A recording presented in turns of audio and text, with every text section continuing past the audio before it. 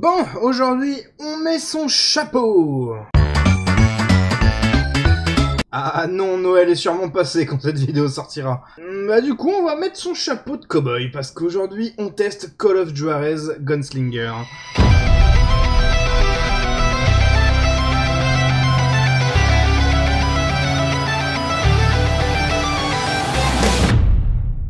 Call of Juarez, édité et publié par Techland, qui sont aujourd'hui surtout connus pour avoir fait les deux Dying Light, ainsi que Dead Island, qui n'en est pas à son premier jeu, parce qu'avant lui, il y a eu Call of Juarez premier du nom, Bound by Blood et The Cartel. Du coup, si on combine le zombie avec Call of Juarez... Oh putain, l'idée de génie! Ah non, ça a déjà été fait. Mais ce studio a aussi fait un jeu de rallye en 2006. Et là, si on combine les deux... Ouais, je suis sûr que personne n'y a pensé à celui-là. Sorti le 22 mai 2013, il est le dernier Call of Juarez sorti à ce jour. Alors que pourtant, le jeu a ultra bien marché. Beaucoup plus différent que ses prédécesseurs, se voulant vraiment être du FPS sérieux, bien autant des westerns, celui-là se vaut beaucoup plus arcade et drôle dans son histoire. Et de plus, il n'a rien à voir avec les autres niveaux de son histoire. Le jeu nous plonge dans une cinématique avec un style bande dessinée que je trouve très franchement magnifique. Dans cette cinématique, on peut voir un homme nommé Scylla Graves, un chasseur de primes, qui rentre dans ce saloon pour venir, boire un coup. Oh merde, j'ai soif! C'est alors que les personnes présentes demandent à ce Scylla Graves de raconter des récits de ses aventures. Parce que cette personne raconte qu'il a collaboré avec ni plus ni moins que Billy the Kid. Et c'est alors que le jeu commence avec la première mission.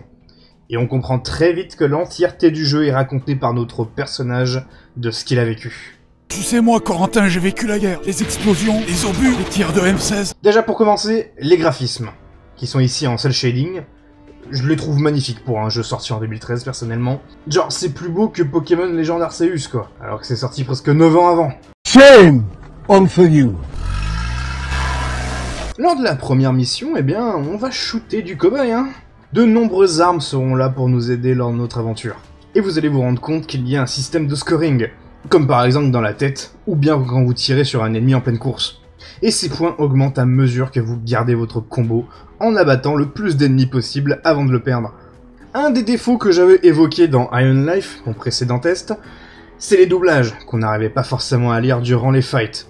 Et ben là, la plupart du temps le narrateur parle durant les moments de calme, ou bien quand il n'y a presque pas d'ennemis à l'écran, ce qui est du coup beaucoup plus agréable et beaucoup plus facile à lire. Et le jeu, eh ben il a pas vraiment de dialogue. Vu que c'est une histoire racontée, quand un personnage parle, cela est plutôt tourné dans le sens que c'est le narrateur qui explique aux autres ce que le personnage a dit. Vous suivez ? Pour faire plus simple, l'entièreté de l'immersion du jeu est due au fait que tous les personnages qui écoutent l'histoire sont comme vous. Ils découvrent ce qu'il se passe grâce au narrateur qui est votre personnage. Et vous allez très vite vous rendre compte d'une chose. Vous vous souvenez quand je vous ai dit que ce jeu se voulait plus drôle que ses prédécesseurs ? Eh ben il n'y a qu'à voir la fin du premier niveau. Lorsque vous atteignez la grange, vous avez un duel avec le shérif, et vous la battez. Sauf qu'un des gars présents dans le saloon précise que ce shérif n'est pas mort ce jour-là. Alors le narrateur raconte la vérité, et le jeu rembobine tout simplement. Le shérif vous a juste en fait mis un gros coup de pelle dans la gueule. What are you doing in my swamp? Parce que si vous ne l'avez pas encore compris, votre personnage, il mytho un peu. Ouais, tu seras pas un peu mythomane? Silas Grave. Disons que ce qu'il a vécu n'est pas fake, mais il a tendance à pas mal exagérer. Comme le passage où soi-disant des centaines d'apaches vous attaquent en même temps, les gens présents n'y croient plus trop. Ou alors le passage où soudainement des indiens vous attaquent. Et là votre narrateur dit non, ce n'est pas des apaches qui l'ont attaqué. C'est des bandits qui l'ont attaqué en mode apache. Apaches?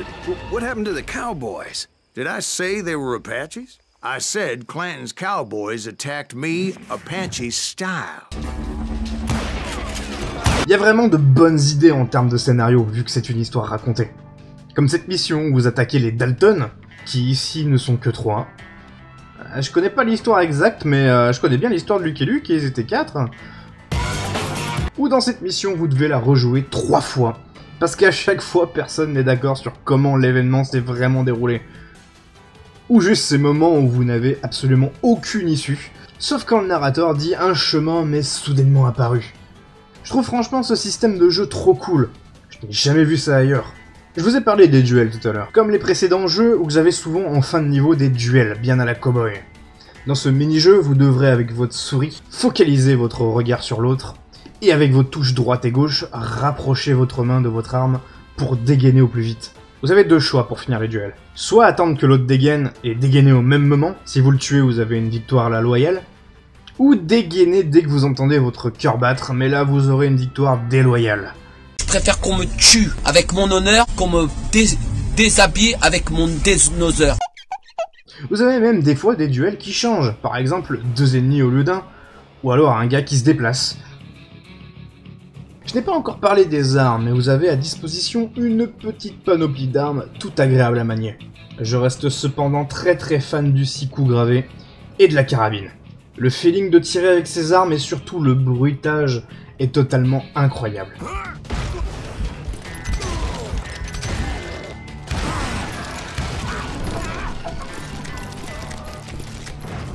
Ça ne laisse pas indifférent. Tout est cool. Le feeling, le rechargement, vous avez même une animation quand vous terminez les fights. Moi je suis très friand d'animation comme ça, surtout celle du rechargement, faut le savoir. Et quand vous prenez des coups aussi, j'aime beaucoup l'animation des impacts de balles sur votre écran. Mais si vous prenez trop de coups, c'est la mort. Ou bien vous avez une chance de survie. Vous avez 2 compétences dans le jeu, une active et une passive. La passive vous permet d'avoir une scène de QTE pour pouvoir esquiver une balle qui vous aurait été mortelle. Ce qui vous donne une seconde chance de vous foutre derrière une caisse et d'arrêter de courir comme un attardé en plein milieu des gunfights. Et l'active est tout simplement un bullet time qui rend le jeu en noir et blanc et les ennemis en rouge. Il y a aussi des petits moments de QTE durant le jeu où des ennemis tenteront de vous embusquer. C'est suspect, hein, ça c'est le guet-apens. Je les trouve plutôt sympas et ça ne casse absolument pas le rythme du jeu. Vous avez aussi un système d'expérience pour mettre des points de compétence que j'avoue ne pas avoir trop aimé. Je trouve que le jeu est déjà bien assez facile sans compétences. Le seul intérêt de les mettre, c'est de débloquer les armes légendaires. Parce que oui, le jeu est assez facile. Je vous conseille d'ailleurs d'y jouer en difficile, ou carrément en authentique si vous aimez les défis. Et aussi parce que le jeu est très court. Environ 5 heures pour le finir. Et lors de ma run, pour avoir des rushs, j'ai même mis moins, mais en même temps, c'est la 3e fois que je faisais le jeu. Ça fait beaucoup. J'avais parlé tout à l'heure de la DA qui avait des beaux graphismes en cel shading. Moi je trouve que ça rend vraiment bien pour un jeu de western. Ça peut ne pas plaire à tout le monde, mais moi j'aime beaucoup. Les musiques aussi, je les trouve vraiment géniales. D'ailleurs, je suis en train de les passer en fond pendant ce test, comme à l'habitude pour que vous ayez une petite idée de ce que ça donne. Mais je trouve que vraiment, elles rentrent super bien dans l'ambiance du jeu. Vraiment un bon point là-dessus. Il y a aussi un gros travail de recherche qui a été fait sur le jeu. Vu que vous chassez des têtes de criminels, on retrouve souvent des noms connus.